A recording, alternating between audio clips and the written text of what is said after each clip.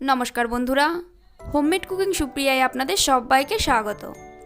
আজকে আপনাদের জন্য নিয়ে এসেছি তোপসে মাছের একটু ভিন্ন স্বাদের রেসিপি, তোপসে ফ্রাই। এটাকে আবার কেউ কেউ বলে থাকে তোপসে মাছের পকোড়া অথবা তোপসে মাছের চপ, আপনারা যাই বলে থাকেন। এই তোপসে ফ্রাই বিকালের স্ন্যাক্স হিসাবে খেতে ভীষণই ভালো লাগে। এইরকম ধরনের রেসিপি আপনারা যদি বাড়িতে বিকালে তৈরি করেন তাহলে সকলে ভীষণই পছন্দ করবে। এটা বানিয়ে নেওয়াটা অনেকটাই সহজ, সামান্য কিছু উপকরণ এবং খুবই অল্প সময়ে এই রেসিপিটি তৈরি হয়ে যায়, যার স্বাদ হয় অসাধারণ। তাহলে চলুন রেসিপিটি দেখে নিই। রেসিপিটি ভালো লাগলে ভিডিও লাইক কমেন্ট শেয়ার করবেন, আর ভিডিও যদি নতুন বন্ধু হয়ে থাকেন তাহলে আমার চ্যানেলটা সাবস্ক্রাইব করে নেওয়ার অনুরোধ রইল। আর পাশে থাকা বেল আইকনটি অবশ্যই প্রেস করবেন, এতে করে আমি যখনই কোনো নতুন ভিডিও আপলোড করব তার নোটিফিকেশান আপনার কাছে পৌঁছে যাবে। তাহলে চলুন দেখে নেওয়া যাক তোপসে ফ্রাই তৈরি করার খুব সহজ রেসিপি।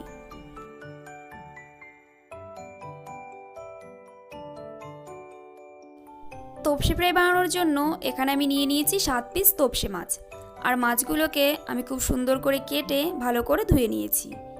এর মাথাটা আপনারা চাইলে বাদ দিয়ে দিতে পারেন, কিন্তু আমি এখানে রেখে দিয়েছি। তোপসে ফ্রাই বানানোর জন্য মাছগুলোকে অবশ্যই খুব ভালো করে ধুয়ে নেবেন এবং তারপরে জল ঝরিয়ে রেখে দিতে হবে। এই তোপসে ফ্রাই আপনারা কম অথবা বেশি মাছ দিয়েও করতে পারেন। এবার এই মাছটাকে ম্যারিনেট করে নেব। তার জন্য দিয়ে দেব হাফ চামচ রসুন বাটা, হাফ চামচ আদা বাটা, হাফ চামচ পরিমাণে লবণ, হাফ চামচ শুকনো লঙ্কার গুঁড়ো। এখানে আপনারা কাঁচা লঙ্কা পেস্টও ব্যবহার করতে পারেন। হাফ চামচ থেকে একটু কম পরিমাণে দিয়ে দেব হলুদ গুঁড়ো, দিয়ে দেব হাফ চামচ গরম মশলার গুঁড়ো, আর সবশেষে দিয়ে দেব 1 চামচ মতন ভিনিগার। এখানে ভিনিগারের পরিবর্তে আপনারা 1 চামচ লেবুর রসও ব্যবহার করতে পারেন। এখন এই সমস্ত উপকরণ খুব ভালো করে মাছের গায়ে লাগিয়ে নেব। এই মশলা মাখানোর কাজটা যদি হাত দিয়ে করেন তাহলে বেশি ভালো হবে। মাছগুলোর গায়ে খুব ভালো করে মশলা মাখানো হয়ে গেলে এই মাছটাকে প্রায় 10 থেকে 20 মিনিট রেস্টে রেখে দিতে হবে, যাতে লবণ আর হলুদটা খুব ভালোভাবে মাছের ভিতর ঢুকে যায়। এবার একটা ব্যাটার তৈরি করে নিতে হবে। তার জন্য একটা পাত্র নিয়ে নিয়েছি আর দিয়ে দেব প্রায় 3 টেবিল চামচ পরিমাণে বেসন। এখানে নিয়ে নিয়েছি প্রায় হাফ কাপ পরিমাণে বেসন, আর দিয়ে দেব 3 চামচ পরিমাণে চালের গুঁড়ো। এখানে আপনারা চালের গুঁড়োর পরিবর্তে কর্নফ্লাওয়ারও ব্যবহার করতে পারেন। এবার কিছু গুঁড়ো মশলা অ্যাড করব। দিয়ে দেব হাফ চামচ পরিমাণে লবণ, হাফ চামচ দিয়ে দেব গরম মশলা গুঁড়ো, হাফ চামচ পরিমাণে শুকনো লঙ্কার গুঁড়ো, হাফ চামচ হলুদ গুঁড়ো, হাফ চামচ থেকে একটু কম পরিমাণে দিয়ে দেব আদা বাটা, আর হাফ চামচ থেকে একটু কম পরিমাণে দিয়ে দেব রসুন বাটা। এখন একটু একটু করে জল দিয়ে একটা ঘন ব্যাটার তৈরি করে নেব।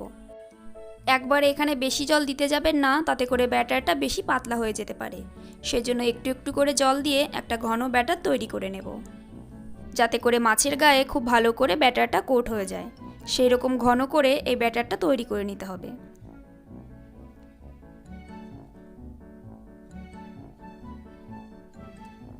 এখানে আপনারা নিশ্চয়ই দেখে বুঝতে পাচ্ছেন যে ব্যাটারটা আমি কতটা ঘন তৈরি করেছি। এরকম ঘন ব্যাটার আমাদের প্রয়োজন। আমি আপনাদের চামচ দিয়ে একটু দেখিয়ে দিচ্ছি যে ব্যাটারটা কতটা ঘন হয়েছে। এইরকম ঘন ব্যাটার হলে মাছের গায়ে খুব সুন্দর করে ব্যাটারটা কোটিং হয়ে যাবে। এখানে ভাজার জন্য আমি কড়াইতে পরিমাণ মতন সাদা তেল গরম করে নিয়েছি। এবার আমি ফিশ ফ্রাইগুলো তৈরি করে নেব।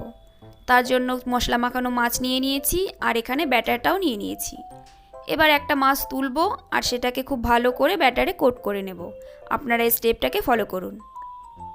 ব্যাটারটা খুব ভালোভাবে মাছের গায়ে কোট হয়ে গেছে। এবার এক্সট্রা ব্যাটার ঝেঁকে নিয়ে এটা গরম তেলের ভেতরে ছেড়ে দেব। অবশ্যই মাছগুলো না খুব সাবধানে ছাড়বেন, কারণ তেল ছিটকে আসতে পারে।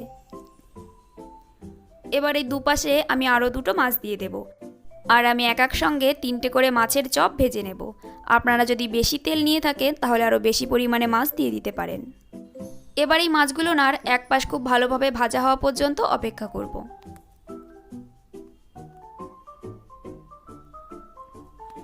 মাছগুলো এক পাশ ভাজা হয়ে গেছে, এখন খুবই সাবধানে উল্টে দেব।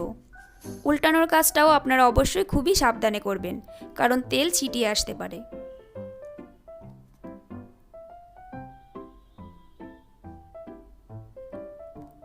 এইভাবে উল্টে পাল্টে এই মাছগুলোকে বেশ লাল লাল করে ভেজে নিতে হবে। আর এই ফিশ ফ্রাইগুলো তৈরি করার সময় গ্যাসের ফ্লেমটা অবশ্যই করে মিডিয়াম টু লোতে রাখবেন। খুব হাই ফ্লেমে অথবা খুব লো ফ্লেমে এই মাছগুলো একদম ভাজবেন না। এখানে আপনারা দেখতেই পাচ্ছেন যে ফিশ ফ্রাইগুলো কত সুন্দর একটা কালার এসছে। এখানে আমার ফিশ ফ্রাইগুলো তৈরি হয়ে গেছে। এখন এগুলোকে তেল থেকে তুলে নেব। আমি আপনাদের একটু কাছ থেকে দেখিয়ে দিচ্ছি যে ফিশ ফ্রাইগুলো কতটা সুন্দর হয়েছে। এইরকম কালার আসা পর্যন্ত এগুলোকে ভেজে নিতে হবে। এখানে একটা প্লেটে আমি টিস্যু পেপার নিয়ে নিয়েছি, আর তার উপরে ফিশ ফ্রাইগুলো রেখে দেব, যাতে করে এক্সট্রা তেল ঝরে যায়। আর এই একই পদ্ধতিতে আমি বাকি সবগুলো ফিশ ফ্রাই ভেজে নেব।